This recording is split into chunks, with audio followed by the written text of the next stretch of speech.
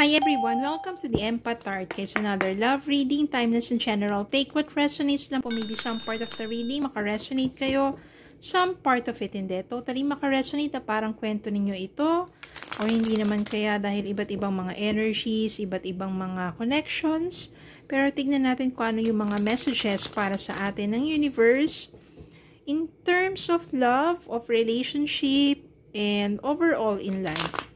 Okay?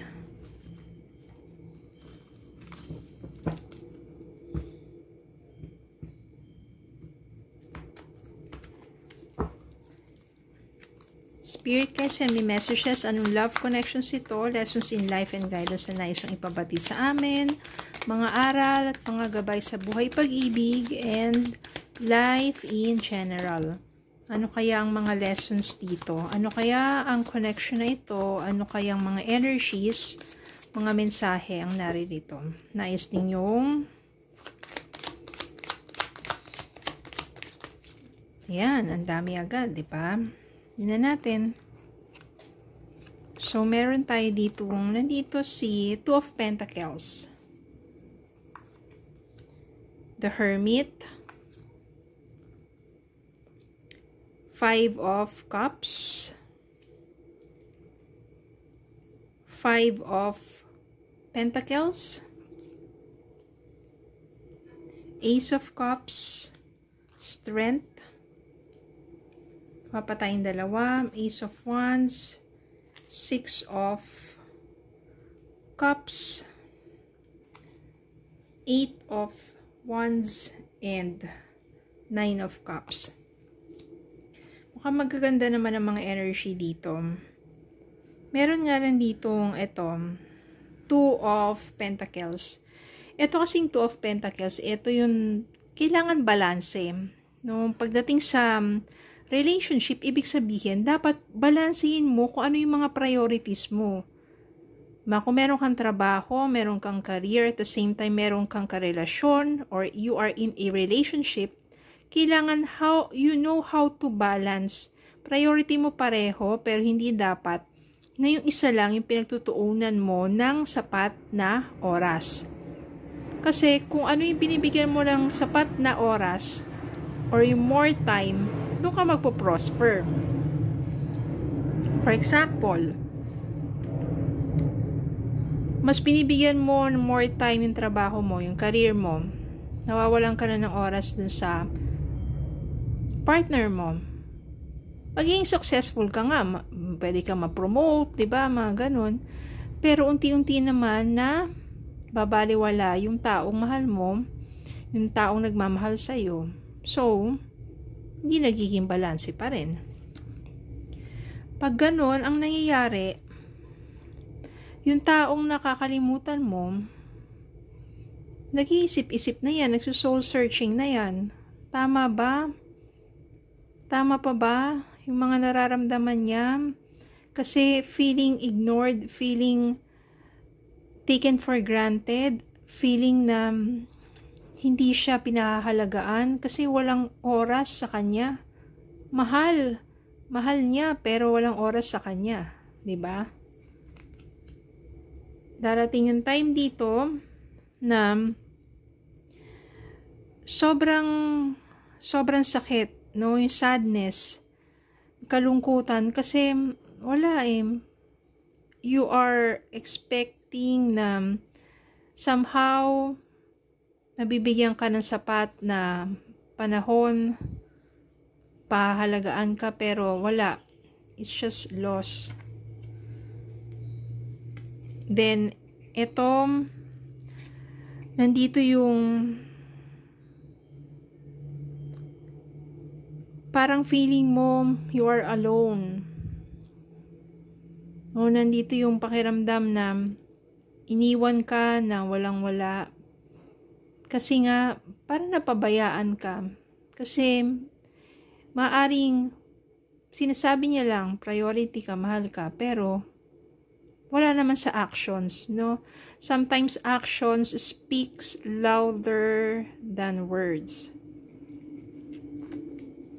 Dumating yung time dito na, kailangan mong magpakatatag, kasi, Nasasaktan ka eh. Mahal mo eh. Mahal mo. Mahal yung isa't isa. Pero bakit ganun? Bakit palagi ang pakiramdam mo ay naiiwan ka mag-isa? Bakit palaging ang feeling mo is taken for granted ka? Kaya dito, you should need to find strength. Nagpapakatatag ka sa sitwasyon ninyo. Darating siya yung time na marirealize ng partner mo na yung mga memories ninyo together. Yung mga panahon na there's sweet moments, laughter, diba? Babalik yung mga memories na yan eh. At maaring yun yung makakapagpa-realize sa person mo. Kaya magkakaroon kayo ng communication. Maaring itong communication na to, ito na yung dating kulang sa inyo. Para malubos na maunawaan ng partner mo, ng person mo, yung nararamdaman mo at the same time, masabi niya rin sa side niya. There will be good news. You will travel together. Doon muli, magkakaroon ng renewed love. No, panibagong simula ito para sa inyong dalawa. Nandun pa rin yung love eh. At mas magiging mainit lalo ang inyong pagmamahalan. New beginnings again. This time it will be more passionate, more intimate. And it will be a wish fulfillment para sa'yo kasi yung mga manifestations mo and yung mga prayers mo na sa inyong dalawa na maging maayos, magkaroon siya ng more time for you, build kayo ng more memories together, spending quality time together. Ito na, na-fulfill na. So, ibig sabihin lang yan, magtiwala ka lang. Kapag talaga siya yung taong mahal mo, mahal ka rin naman niya. May mga minsan lack of communications lang. Diba? Sometimes you feel taken for granted. Kailangan lang talaga ng heart-to-heart talk dyan. In order for you to understand ang isa't isa, ma-realize yung mga pagkukulang, mga pagkakamali, at mabigyan ng pagkakataon, yan, magkakaroon ng fulfillment sa mga wishes ng inyong mga hearts. Kuha pa tayo ng love message.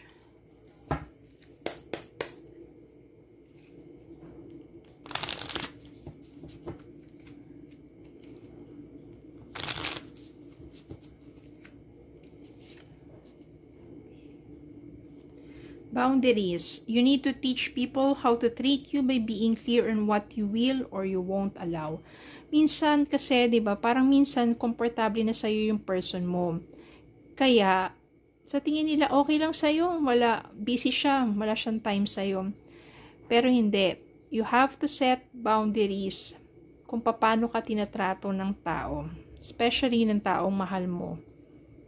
Hindi mo ako dapat tratuhin ng ganyan.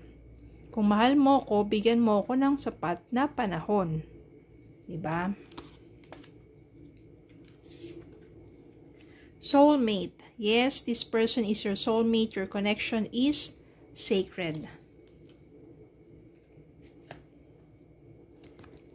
Overthinking. Playing negative scenarios in your head is creating issues which weren't there at first.